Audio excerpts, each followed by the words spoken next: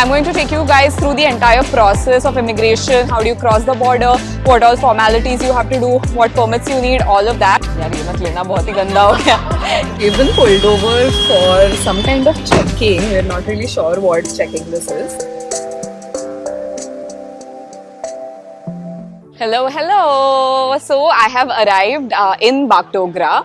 It was a 2-hour 45-minute flight from Mumbai to here. It was an Indigo flight, and we are actually going to be crossing the border from Bagdogra and enter Bhutan now. So as you can see, we are here in the parking lot of Bagdogra Airport right now. As you can see, the whole group has lined up. These are all our cars. So we are going to be leaving now. It's about a 4 to 5 hour drive to reach Phuentsholing, which is going to be our border crossing or entry point into Bhutan. I'm going to take you guys through the entire process of immigration. How do you cross the border? What all formalities you have to do? What permits you need? All of that. But yeah, first things first, let's hit the road.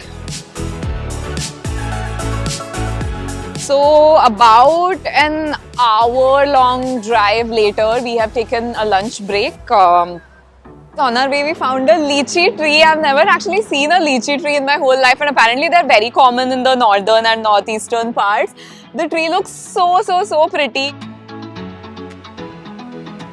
Look how beautiful this is. The landscape is just getting greener and greener with every minute, literally. We came across this entire patch of tea gardens. On both sides of the street, there are like lush green tea gardens, and it's like just flying here from Mumbai and like watching all this greenery is like just so soothing to my eyes. I cannot even wait to see how green Bhutan looks. We have almost arrived at the India-Bhutan border. Right behind me, the Bhutan wall is like, the border is just a 5-minute walk from here. So we are at the last village from India. This village is called Jaigao, and we'll be crossing over the border to enter Phuentsholing, which is the first village on the Bhutanese side. So we have gotten down from our cars. Our cars have already crossed the border and gone to Bhutan. We are crossing the border on foot. So there's going to be a small document check over here. So we have all lined up outside the office with our passports. So they're going to quickly check our passports right now. Phuentsholing does not require a separate permit. So we just have to get our passports checked and enter Phuentsholing tonight. We are going to stay in Phuentsholing tonight, and tomorrow before we leave for Thimphu, that is when the actual immigration will happen, and we'll get our passports stamped. So guys, we are transitioning to Bhutan. This is the walkway. We are between India and Bhutan right now.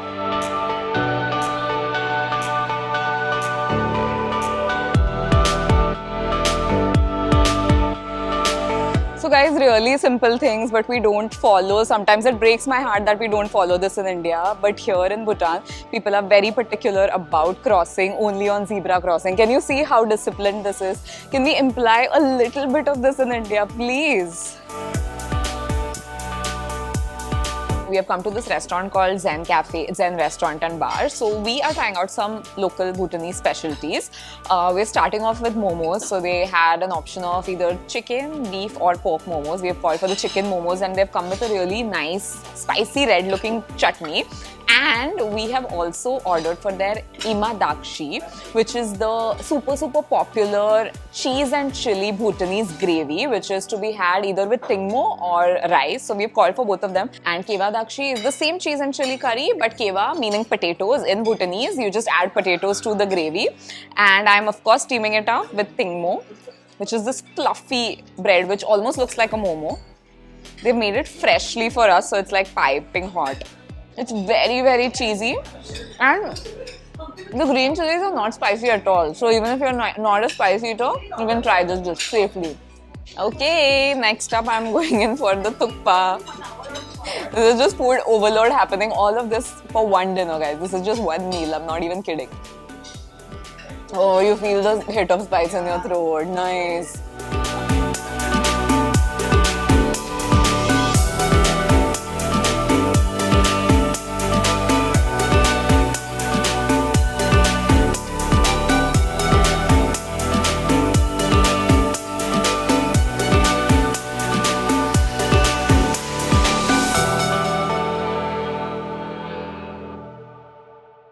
It's a good morning from Funshuling. Yesterday there was a passport check near the border.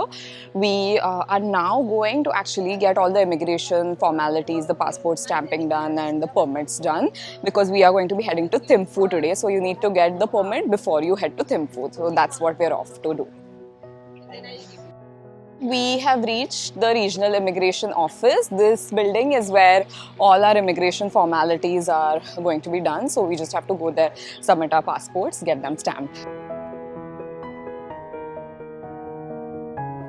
Okay, so let me take you through the immigration formalities in brief. Okay, so now first things first, what you need to do is submit your passport once you get to the regional immigration office here. So now when you enter Bhutan as an Indian, you have to get visa on arrival. Basically, you just need to get your passport stamped. Now they don't exactly have a visa fee as such, but they charge you something called the SDF or Sustainable Development Fee, which is a certain amount that they charge to maintain the country and its tourism. So for Indian citizens, it is 1200 rupees per day. So every day of your stay in Bhutan, you will be paying 1200 rupees. And for non-Indian citizens, for citizens of any other country except for India, the fee is 100 US dollars per day, per person. So that is the fee that you will be paying just to basically go sightseeing and stay in Bhutan.